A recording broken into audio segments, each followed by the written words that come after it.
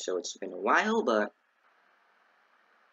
hello everybody and welcome back to From the Depths. So it's been a while, but I haven't spent all of the time doing nothing, so let's get into some planes. So I built a jet bomber. It's not really much of a jet bomber, to be frankly honest. It does have two heat missiles at the bottom of it though. And the heat missiles they are better at hitting targets that are on the ground and that are big. So to make a demonstration, we're gonna have this thing kill a tremor.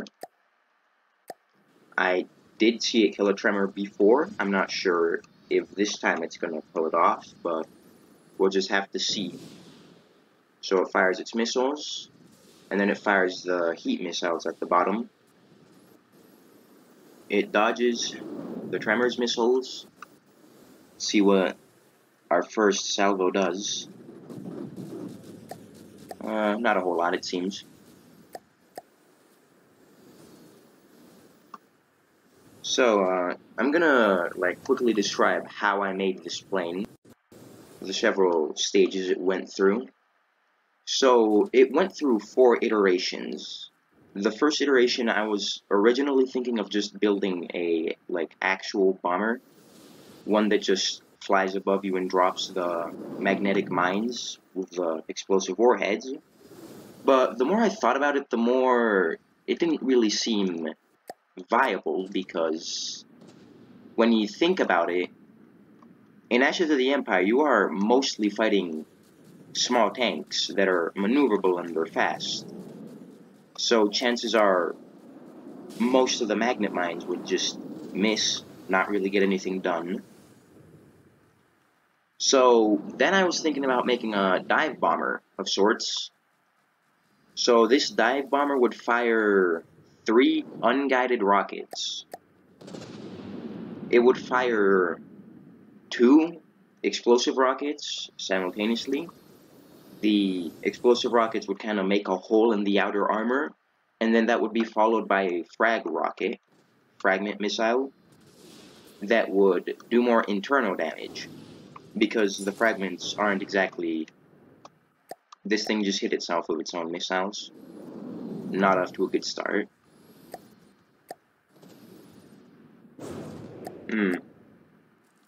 I think it's gonna lose this one.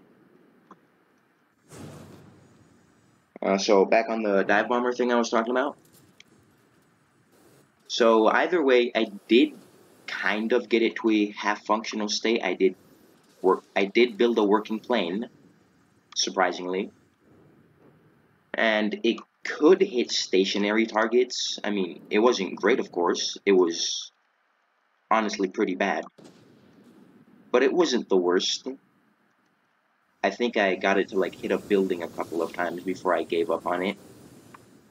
And then I went on to the third idea, which... well, it's dead. So then I moved on to the third idea, which was to build a cram bomber. Because another problem the dive bomber had with its giant rockets was that a lot of the times, since the explosion of the rocket, the explosive warhead, the explosion is actually localized at the kind of the average of where the warheads are. So if you had a warhead, or you had a missile that had 3 meters worth of explosives, the explosives wouldn't be at the front, they wouldn't spawn there, they'd spawn at the middle of the 3-meter long explosive. And obviously, the longer your missile gets, the worse the problem becomes, because the further away the explosion is from your actual target. So then I moved on to the cram bomber, which I think I already said that. So what was going to be different about the cram bomber is that it was going to drop crams, of course. This would circumvent the problem of it.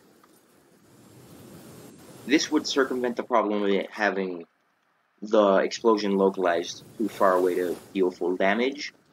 I was planning for it to drop some 10 cram bombs. Each one would do 5,000-ish damage. it never got past the actual, like, building the weapon of the thing, building the weapon of the plane stage, because, well, it just didn't seem very promising from the start.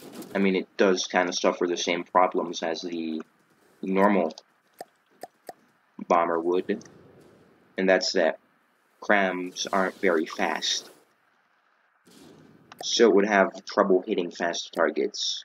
So then I moved on to the current idea, which is what I have right now. It's kind of the evolution of it's the evolution of the dive bomber, really.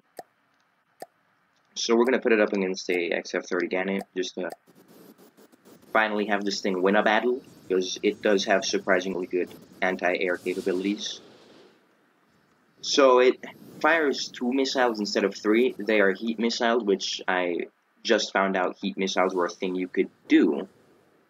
Greatest thing I've ever discovered, really. Heat missiles are much stronger than heat shells, because, you know, it's a missile. It does much more base damage. So, either way, has the original armaments of the fighter, has the 8 anti-air missiles, air-to-air missiles, followed by its 2 heat missiles. So let's make it fight another plane. Let's spawn this one further away, 5,000 meters. And the heat missiles can hit planes. It's not very often that it happens. And the reason why it's not firing its heat missiles right now is because the heat missiles will only be fired if the target is slower than 100 meters per second. And the XF Gannett is faster than 100 meters per second. If I were to spawn something slower, like a deepwater guard plane, the Strike, then it should fire its heat missiles. We'll see that happen pretty soon.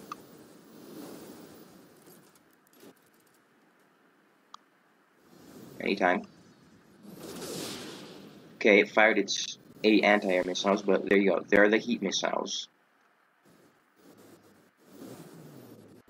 So let's see what the heat missiles do. And, yup, they hit it pretty rough. I think the Strike's going down. Yep, it's losing altitude quickly. Here comes a second volley. Oh no, it's climbing again. It's trying. Well, our heat missiles seem to have missed that time. Unless if they come back around. No, they're not going to be able to do it. So we're coming in for another run with our plane. And that was a bit late to fire our weapons. But the heat missile should get a good point to shoot from this time. Yep. Let's go see where this hits. Oh, well, let's say I did. Well, that was a nice battle. So, now let's actually make it fight what it's designed to fight, more or less. You know, tanks and stuff. Let's spawn a Bison over here. The Bison only uses cram cannons, so this should be an easy victory. Should be. That's assuming this plane doesn't harm itself. It does have a rather odd suicidal tendency compared to most of my other vehicles. Okay, so let's go see. We're pretty close to the Bison now. So, the heat missiles, the air-to-air missiles, they got distracted because they are guided by heat. I had to change that because heat was more effective at shooting down airplanes, especially ones that use jet engines. So the heat missiles, the infrared missiles, the air-to-air missiles, the ones that use infrared for their guidance, those ones, they're not very good against ground because they do tend to kind of miss a lot of the times because the target isn't hot enough for them to lock onto it. But the actual heat missiles are pretty good. So it'll start to turn around now. Fires away. See where these hit. That was a good hit. It's down to 92% health now.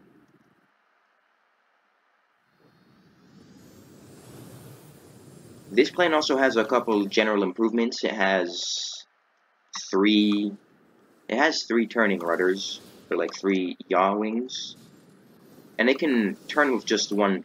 It can turn with just one of its actual like turning wings just fine.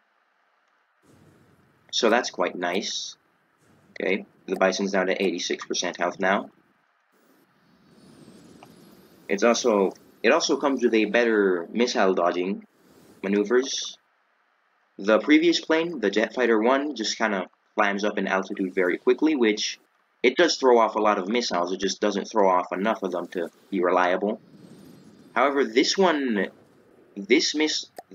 is extraordinarily good at dodging missiles, especially fast ones. But if there is like a constant stream of missiles, it is eventually going to get hit because its dodging maneuver, it only does it every 10 seconds to avoid this thing from crashing into the ground. Its dodging maneuver, it'll kind of pitch up for a little bit. It'll pitch up for a little bit, and then it'll pitch down. It'll lose altitude, so that'll throw off the missiles, juke them off, and then it'll just start slowly gaining back its altitude. Okay, starts to turn around. The Bison's down to 82% health now. It seems like our infrared missiles are going to miss this time.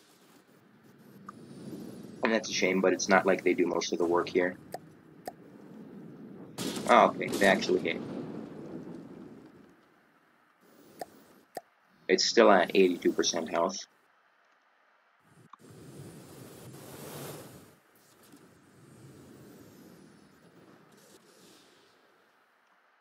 So, are you gonna shoot the heat missiles? Are those the heat missiles? No, those are EMP, I believe. Oh, you fired the heat missiles a little bit late. Just a little bit.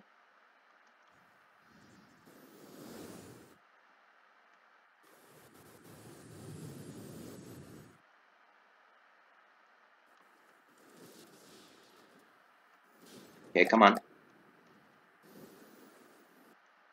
Shoot. Can you shoot? Shoot the heat missiles. Okay, there you go. That was an okay hit. It's at 80% health now. This fight's gonna take a long time. So we're just gonna spawn in a couple. I'm just gonna spawn in another jet bomber to speed things up. Hopefully these two jet bombers don't crash into each other. That is something they do. Okay, they seem to have avoided that. The Bison does seem to be traveling extremely slowly now. I think we might have hit its engine somewhat. Well, the planes are coming back around now. This should be the last time they have to go for it. Probably. Yep, there we go. The Bison's dead. We're gonna spawn a Taipan. This should be an easy target for them to kill. The Taipan is basically one giant gun loaded with many, many fragments ready to blow up. So let's go over to the Taipan over here.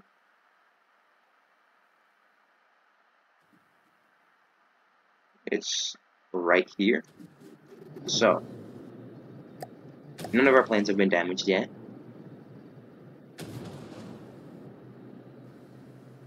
Oh wait. That's fired its missiles.